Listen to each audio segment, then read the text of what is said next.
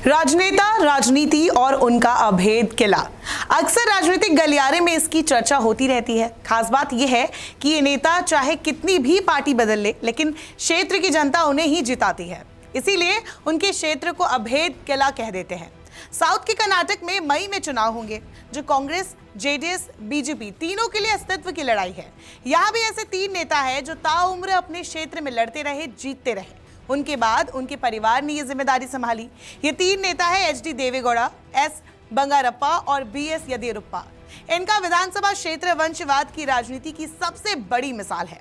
इसकी आलोचना भी की जाती है, लेकिन हैरानी की बात यह है कि इतनी बार पार्टी बदलने के बाद भी जनता का इन पर भरोसा कैसे बना रहता है। कर्नाटक में 224 विधानसभा सीटों के लिए चुनाव की तारीखों का ऐलान हो चुका है। इस बीच चर्चा राज्य के दिग्गज नेता येदियुरप्पा और देवेगौड़ा की हो रही है। दोनों के लिए चुनाव नाक का सवाल है। जहां पूर्व मुख्यमंत्री येदियुरप्पा ने राजनीति से संन्यास ले लिया है, वहीं एच.डी. देवेगौड़ा ने ये संकेत दे दिया था कि शायद ये चुनाव उनका आखिरी चुनाव हो। येदियुरप्पा भले ही चुनाव ना लड़ रहे हो, लेकिन बीजेपी लिंगायत समुदाय को अपने पाले में रखने के लिए येदियुरप्पा पर आश्रित है। साथ ही येदियुरप्पा भी चाहते हैं कि इसके बदले उनके बेटे विजयेंद्र को बीजेपी टिकट दे दे। ऐसे में दोनों दिग्गजों के लिए चुनाव काफी अहम हो जाता है। अब चलिए तीनों नेता और उनके अभेद किले के बारे में जानते हैं। एस. बंगारप्पा की बात करें तो वो कर्नाटक की राजनीति में महत्वपूर्ण बदलाव के गवाह और प्रदेश में पहली गैर कांग्रेसी सरकार के रचयिता थे। पूर्व मुख्यमंत्री बंगारप्पा ने सोशलिस्ट के रूप में सोरबा विधानसभा क्षेत्र से 1967 का विधानसभा चुनाव जीतकर राजनीति की शुरुआत की थी और फिर लगातार 7 बार यही से जीतते रहे। बंगारप्पा अपनी सियासी जिंदगी में कई दलों में आते जाते रहे। कई बार कांग्रेस छोड़कर वो फिर से इसी पार्टी में भी लौटे। उन्होंने अपनी पार्टी भी बनाई। कुछ समय समाजवादी पार्टी और बीजेपी में भी रहे। हैरानी की बात यह है कि बंगारप्पा के बाद उनके बेटों ने भी इस सीट पर कब्जा बरकरार रखा। 1967 से अब तक हुए 12 चुनाव के दौरान सिर्फ एक मौका ऐसा आया जो बंगारप्पा परिवार के हाथ से ये सीट छिटकी थी। 2008 के विधानसभा चुनाव में बीजेपी के एच. हलप्पा इस सीट से जीते थे। सोरबा से विधायक और बंगारप्पा के बेटे कुमार बंगारप्पा, जो कि एक एक्टर भी है, मानते हैं कि उनके पिता ने गरीबी के खिलाफ लड़ाई लड़ी। कुमार बंगारप्पा मानते हैं कि वो लोगों को राजनीतिक आवाज देना चाहते हैं। इसीलिए अगर कोई ये कहे कि सिर्फ बंगारप्पा के परिवार के प्रति निष्ठा है तो वो गलत होगा। बता दें, बंगारप्पा के 2 बेटे एक दूसरे के खिलाफ दूसरी पार्टी से भी लड़ चुके हैं। अब बात होलेन रसिपुरा की। 1957 में ये विधानसभा क्षेत्र बना। एच.डी. देवेगौड़ा निर्दलीय उम्मीदवार के तौर पर यहाँ 1962 में पहली बार जीते।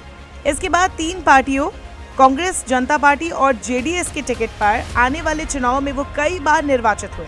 उनके बेटे एच.डी. रेवन्ना अब इस सीट की नुमाइंदगी करते हैं।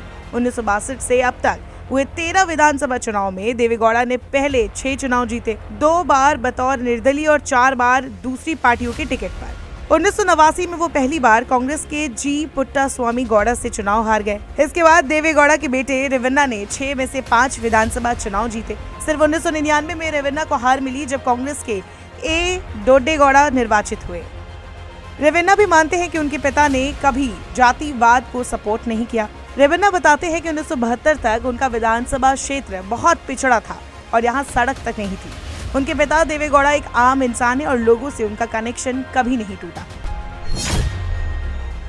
अब बात करें शिमोगा डिस्ट्रिक्ट की शिकारीपुरा सीट की, तो इसकी कहानी भी ठीक वैसी ही है। 1978 में जब ये सीट बनी तो कांग्रेस पहली बार जीती थी। इसके बाद 1983 से लेकर 2018 तक येदियुरप्पा ने इस सीट से 8 बार चुनाव जीता। सिर्फ एक बार 1999 में वो कांग्रेस के महालिंगप्पा से हार गए थे। 2014 का लोकसभा चुनाव लड़ने के लिए जब येदियुरप्पा ने अपनी सीट खाली की थी तो उनके बेटे बी.वाई. राघवेंद्र ने यहाँ से चुनाव जीता था। अब येदियुरप्पा के ही दूसरे बेटे बी.वाई. विजयेंद्र इस सीट से दावेदारी कर रहे हैं। देखिए, तीनों नेता के ट्रैक रिकॉर्ड को देखें तो इन्होंने शुरू से ही जनता की सुनी। इसके अलावा बंगारप्पा हो, देवेगौड़ा हो या फिर येदियुरप्पा, तीनों ने कई बार पार्टी बदली तो इनकी दोस्ती दूसरे दलों से भी रही। मिसाल के तौर पर 2018 के विधानसभा चुनाव को ही ले लीजिए। इससे ठीक पहले येदियुरप्पा ने महालिंगप्पा को अपना पोल मैनेजर बना दिया। वही महालिंगप्पा जिन्होंने 1999 के चुनाव में येदियुरप्पा को हराया था। वहीं 3 चुनाव में येदियुरप्पा के खिलाफ लड़ने वाले कांग्रेस के शेखरप्पा भी बीजेपी के खेमे में आ गए। यही नहीं, एच.एस. शांतावीरप्पा गौड़ा ने 2013 के चुनाव में कड़ी टक्कर दी थी, वो भी येदियुरप्पा की तरफ घूम गए। इसी तरह चुनाव दर चुनाव इसी स्थानीय समर्थन की वजह से ये दिग्गज जीतते रहे और इनके बाद जनता ने इनके परिवार पर भी भरोसा जताया। नमस्कार, मैं हूं मानक गुप्ता। अगर आपको हमारा ये वीडियो पसंद आया हो तो इसे लाइक और शेयर जरूर करें और हां, हमें सब्सक्राइब और फॉलो करना ना भूलें ताकि आप देश और दुनिया की कोई खबर मिस ना करें। तो जुड़े रहिए हमारे साथ और देखते रहिए News 24।